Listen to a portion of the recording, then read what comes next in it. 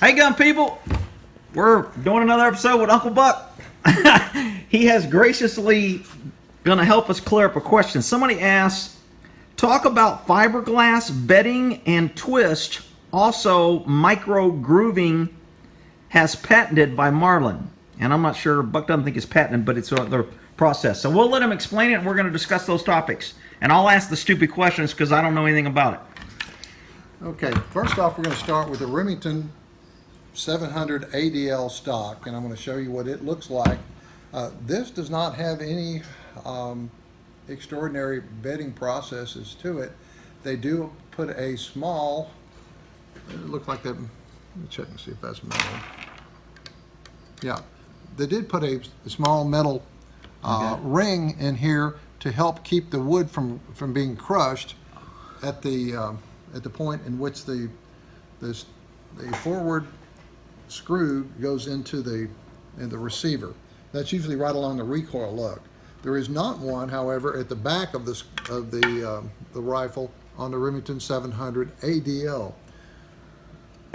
Now, and that screw basically just supports that little groove, that metal insert? The insert supports the screw to keep it from being crushed, crushing the wood as much. It has a larger surface area than the head of the screw itself. Why is that important? Well, let's go back to 1898. There was a guy named Paul Mauser, and he developed what was called a 98 Mauser. This is one of his stocks that was used during World War I and before, and up through World War II. I would like to point out a couple of things of this. The bedding area, as we know it, is the part inside the channel itself and in the receiver. And located right about here is a small metal plate, which is inlaid into the stock, and that is the recoil lug upon which the recoil of the weapon, when the round fires, and this is what the recoil lug looks like on the bottom of a Mauser action. This is the part that keeps the action from coming out and smacking you right in the forehead when you fire the rifle, because of the So there's two screws that hold the barrel into the stock. That's right. One's in the front, one's in the back. They put basically a steel recoil shoulder to offer strength, and there's actually a metal screw that goes completely through the stock from side to side, so that part is replaceable. And in the aft end of the stock, at the rear tang, there's a screw that goes through and holds the trigger guard on. Well, the trigger guard assembly, as most people know, has got a hole in the front and a hole in the back, and it's attached to the stock, or to the receiver like this, and held on by two screws, one in the front and one in the back, as we have said. Okay. What this does is it gives you a place to hang the trigger and also a magazine box. So the question was, talk about glass bedding. What does that do for us? Glass bedding was able to take you from a stock that has no reinforced bedding area like this Remington 700 ADL, and in this case it had someone has inlet a steel block and then glass bedded it in. That's not one of my jobs. That's a minimal glass bedding job. I normally, when I glass bed a stock, I like to have the glass bedding come up about 3 inches to bed the entire area at which the stock makes contact with the chamber. In other words, I will glass bed from here to about here, free float it the rest of the way. Free floating enables the barrel to vibrate in a manner which is not affected by stock swelling from water, from the grains of the wood, or any kind of thing like that. So if you get the gun wet in a rain shower, it doesn't shoot a different place than it did when it was dry. If it's free floating, if it's touching the barrel, it can affect it. If it's touching the barrel, because this was cut from a live tree, you can see this particular, the owner had decided to free float this and opened it up so that when you put the action back in the stock, the barrel does not actually contact the wood. Because the grain of the stock can be to right, left, up, or down, as the humidity changes, wood being a organic material can change. It can actually bend and warp and go up. If it goes up, it puts up pressure on the barrel, and guess what? Changes point of impact. Your points of impact start stringing vertically as it gets hot. And that's why I've heard that synthetic or plastic doesn't have that change in moisture and cold, correct? Right. This is a Remington 700 short action Bell & Carlson carbon fiber stock. It does not have any bedding. Any in particular bedding on it. They don't put steel in there. Why? Carbon fiber is strong enough to withstand the torque that you put on the forward and aft trigger guard screws without causing any undue pressure on the receiver. It's very important that you have symmetric pressure forward and aft on a receiver, because, particularly on a free-floated barrel, because you've got this. Hang on, let's put it back in the stock.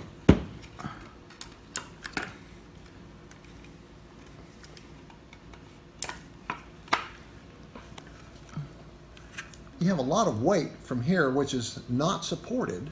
In other words, it is cantilevered out here in front of the action. You say counterlevered? Cantilevered. Cantilevered. That is a engineering term, means that it's stuck out there like a wing all by itself, and there's no support for it. So in some results, or some ways that's good, in some ways that's bad. Being cantilevered, if you have asymmetric pressure on the action here, you can actually bend the action, because most of the metal in the center of the action has been removed away. If I were to take the bolt out of here and show you, guess what? This started out as a large forging, but we cut a slot in the middle of it. For the rounds come out of the magazine, we cut slots on this side. For the bolt, we milled a slot on that side for the bolt, and then we cut this huge hole so you can take the rounds and load them in and eject them out. So that's the weakest part. That's the weakest part of the action. So you want to have symmetrical pull forward and aft on this to keep this from torquing. Should those screws be torqued the same weight? Is that kind of? Yes, that's what I'm saying. Is that if you have a torque wrench, torque them. And we're not talking John Deere type. We're not talking about. This is not a tractor. This is a firearm. Say 40 foot-pounds is plenty. Don't try to do 200. But they should be close to the same. You don't want 145 and 140. And the reason makes sense. That if you look in certain stocks, let's see, is this does not have one of these. This stock has what is called pillar bedding.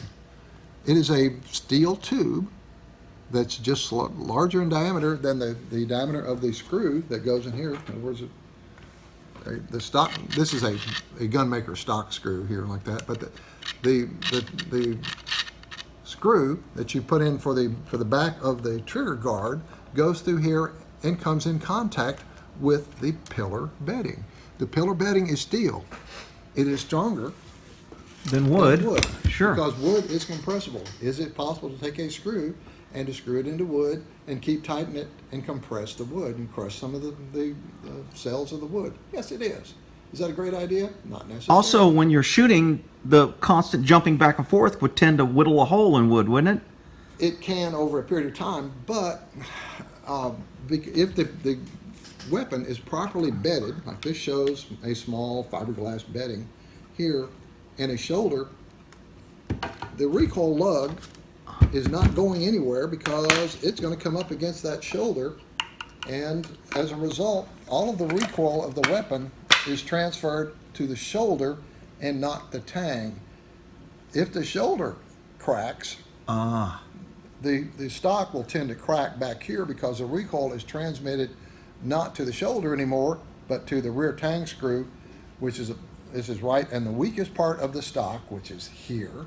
Smallest, sure. Why is it weak? Because that's where it's very small, and the grain often changes direction right there. But the tang screw can actually crack the stock, split it, and then you're stuck with a. Now, when you say fiberglass, is that just a hardened plastic? Is it ceramic? Fiberglass is a form of, is a composite material. It uses glass fibers with an epoxy resins, to form a very solid, very stiff plastic. Because I always think of Corvettes when I hear fiberglass. Corvette was one of the very earliest forms of fiberglass, and because of the shell of the Corvette is very thin, when you bang it with a F-250 It shatters. pickup truck, it shatters. That doesn't happen on all fiberglass because this fiberglass is just basically in compression. It doesn't come into shear, which is what happens. Shear was happen when somebody runs in the side of your Corvette and breaks your thing. That's known as shear. Compression's a little bit different thing.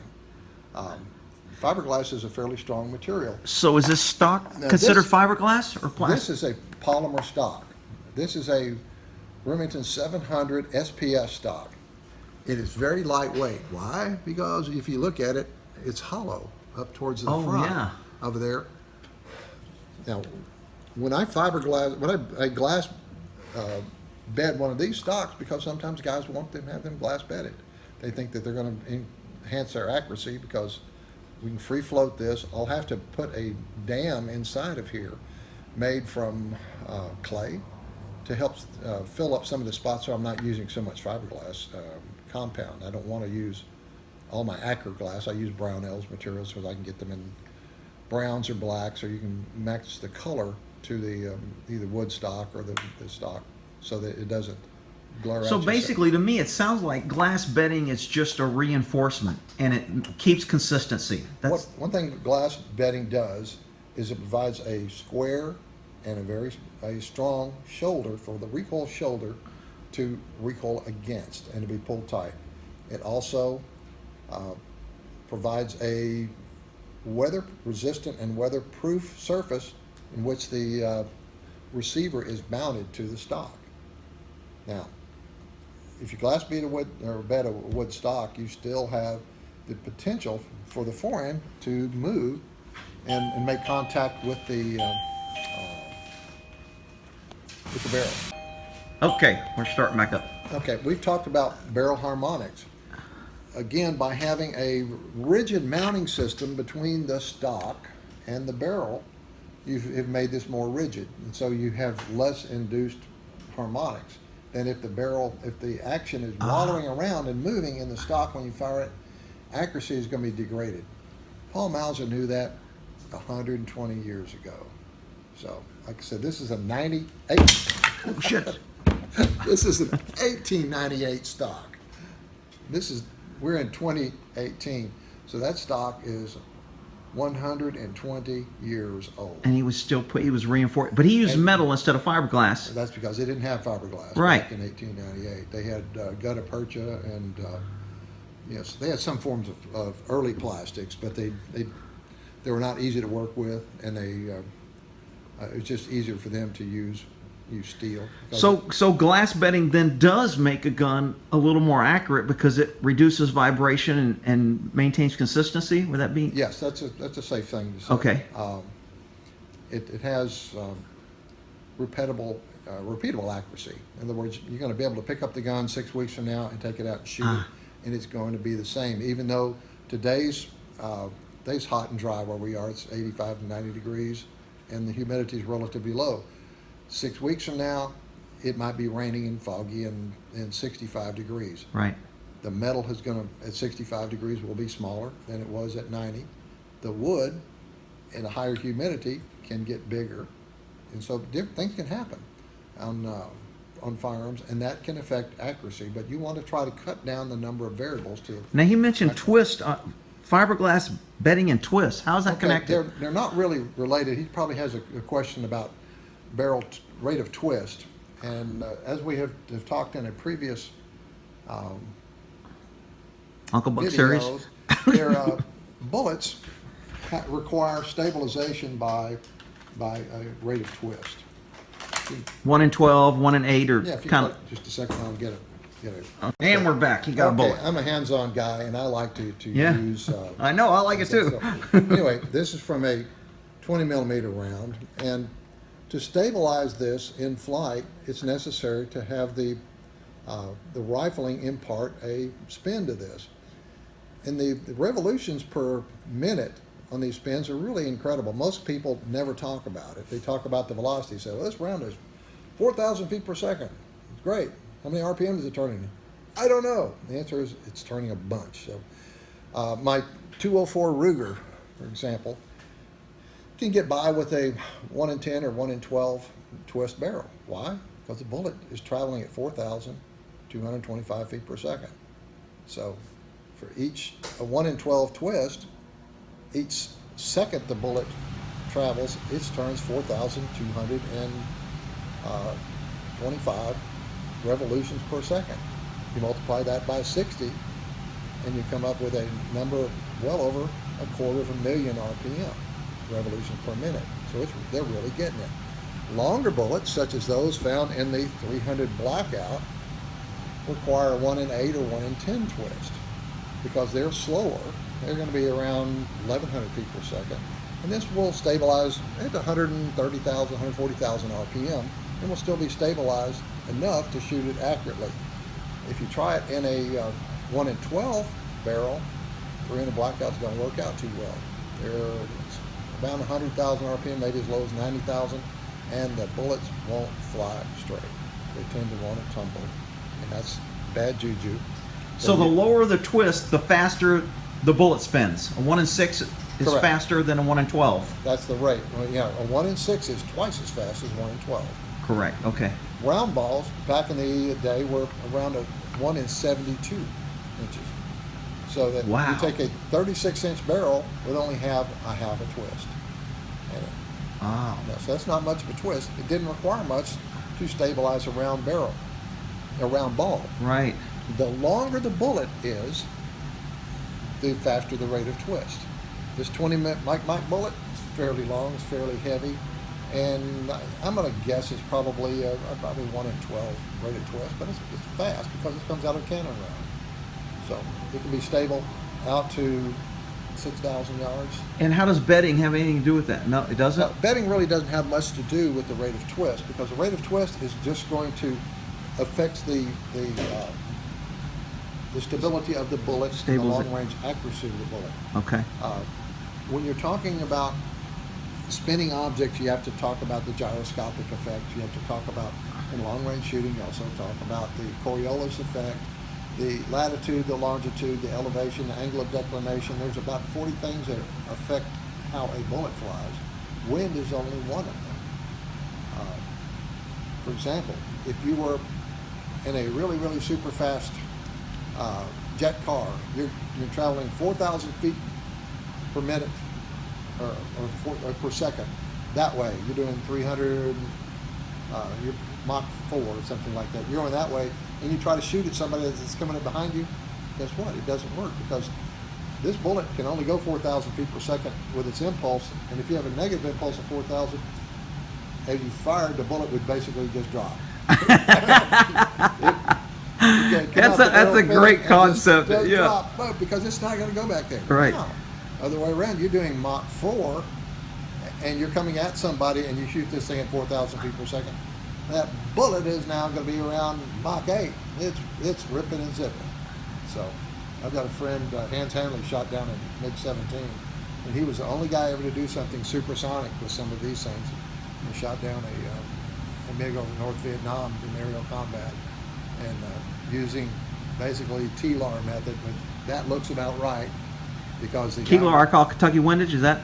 That looks about right. Okay. Whereas this MiG was breaking up here, and he was pulling through him, and just as the MiG came and crossed where his nose was going to be, he started firing, and the MiG flew right into his rounds. And you got a poster over there. I'll try to clip it in if I remember to make a picture of it. I do.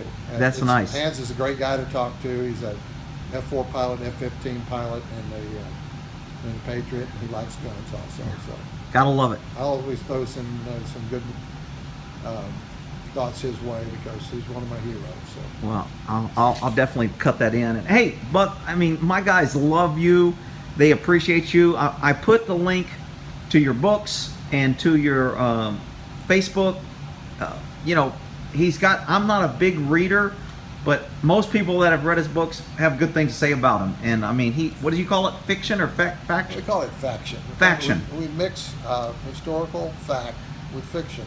We tell stories. And you say we, I think Kenny Farmer's your buddy? Or? Ken writes some of the books with me. Okay. I'm the lead guy on our military action stuff, and Ken's the lead guy on some of our Western stuff, but I'm also have my own guns or books that involve a lot of shooting, a lot of action in my Civil War stuff that I'm the sole writer of.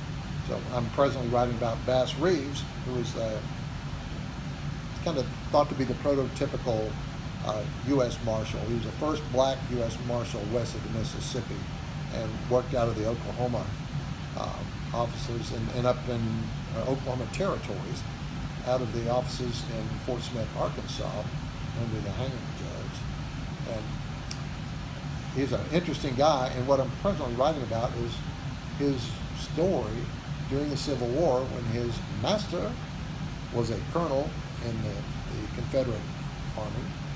And Mr. Reeves and his master, which was George Reeves, had a little fisticuffs in the tent one night, and George stood up over the unconscious body of his master and goes, "Oh my God, what have you done? You're in a Confederate Army camp and you just beat the hell out of a Confederate colonel. They're going to hang your ass in the morning." And he decided to depart the premises post-haste. And became a U.S. Marshal? And he ran away from slavery, went to live with the Indians for several years, and then was a tracker for the United States military, and then became a U.S. Marshal. Oh, cool. Interesting story. Wow. The guy never learned to read and write. And that you're working in that now. That hasn't come out. On that. What's the title? Do you know the title? No Time to Die is the title. No Time to Die. That's right. All right. Well, hey, thanks for this, Buck. Appreciate it. And we'll end that there. See you, gun people.